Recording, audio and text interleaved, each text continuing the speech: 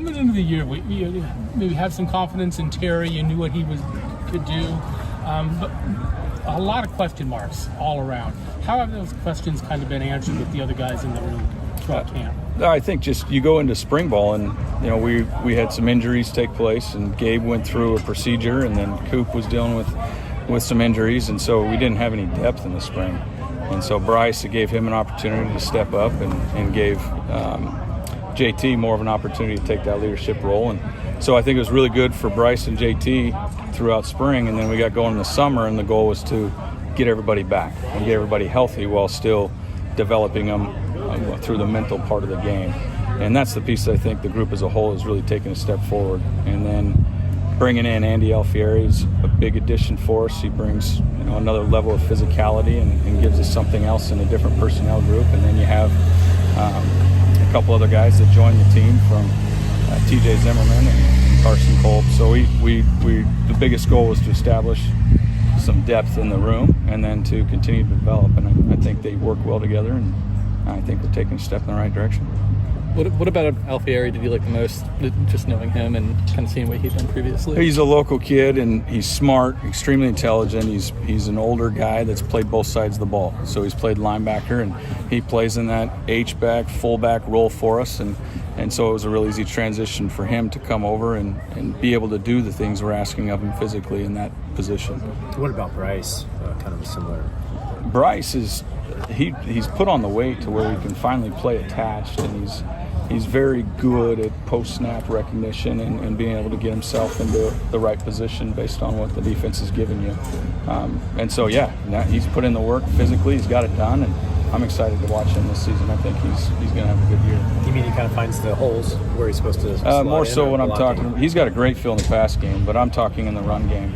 He's able to just any sort of post-snap movement. He is always in the right spot. He knows how to adjust, and now he's physical and big enough, strong enough to be able to get the job done at the point of attack or on the backside at the first level. Would you say the strength of your unit collectively is in the run and blocking, or in the pass and catching?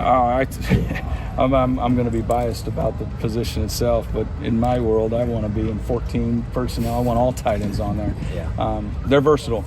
We have some guys that may excel a little bit more in the run game, and we have some guys that may excel a little bit more in the pass. But overall, right now, I have confidence that any one of them can be on the field and get the job done. And that starts with understanding your assignment.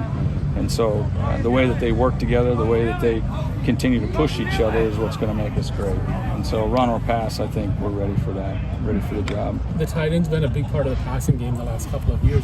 You expect that you have the personnel to be able to continue that this year? Oh, yeah, absolutely. So I'm so excited about this group right now, and I think they're going to have a chance to get more touches this year in the pass game, just the way the system's built. And so, no, I'm optimistic going in this season. They're going to have a good year receiving the ball. I know there's still some decisions to be made, but do you see a world where 4 or 5 of these guys could play consistently? I hope more so. Than that? Yeah, I hope so. And I think there's going to be a lot of pushing going on throughout the year, and again, we're managing the health of the room, and so next man up mentality at all times, and I think everyone will end up getting their opportunity this year, and most of that will play itself out on the field.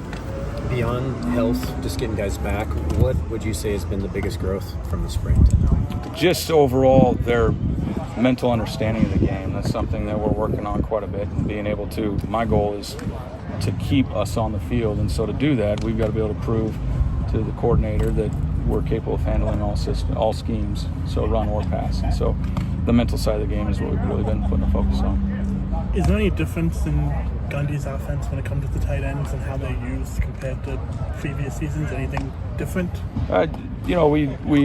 It's definitely, there's some changes for sure. Most of it's language.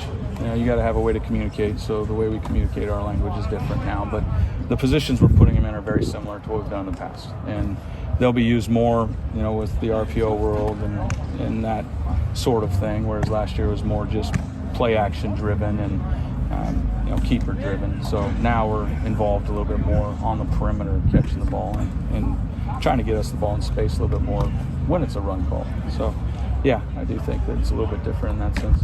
What makes you feel like Jermaine's ready to kind of be the guy? Why is he situated?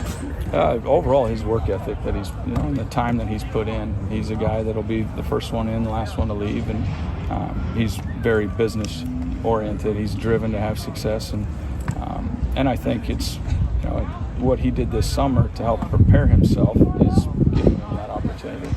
So, and he's got a full year of starting experience under his belt. So he's been there. He knows what to expect, and there won't be any surprises. And so, yeah, I think he's ready to roll. He caught a pass down the sideline early in practice today from Ben. A nice athletic catch. Is that just evidence of the progress that he's made as a pass catching tight end? Absolutely. I call it 100 catches a day, keeps the drops away. And he's out there on the jug machine every morning with a couple of our wideouts. It was every day that they were out there, and I'd look down and they're working.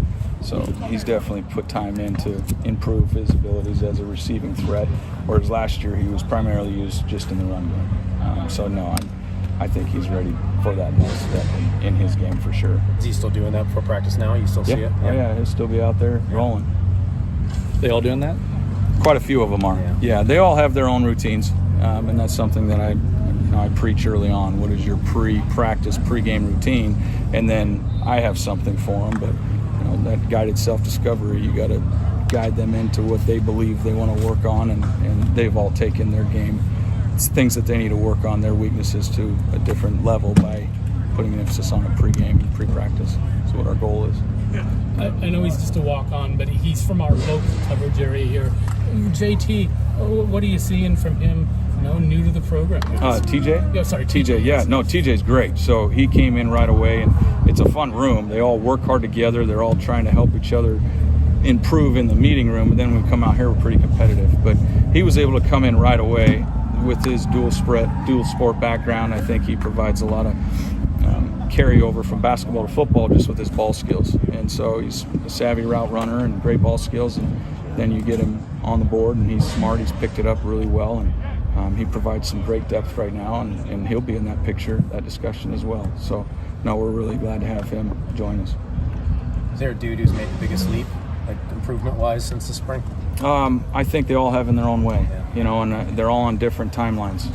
You got Bryce on a timeline with developing his body physically and being able to be put on the weight to take on more of a true attached tight end role, as opposed to what we were previously looking at as just him as a receiving threat. Now he can do both. I think Gabe, coming back from his surgery, he's in a position of recovery, but now he's got to take that next step in the run game and get comfortable with his body again. And I think he's done that. Same with Coop. Coop is a vertical threat through and through, and now he's taking a step forward in the run game. So they all know their weaknesses, and they have to be able to improve. And that's not a knock. They need to be able to recognize that and admit it, come up with a plan and commit to it, and continue to grow. So I think he's improved in that area. And then JT in the pass game, which we previously spoke on. And so then as I get to know TJ, I'll have a little bit better understanding there. And then we have Ty May, another local kid that is improving, and he does a great job for us. And we got another kid, Carson Kolb, that I think the future is pretty bright for him. So I think we're on the right track. I really do in our room.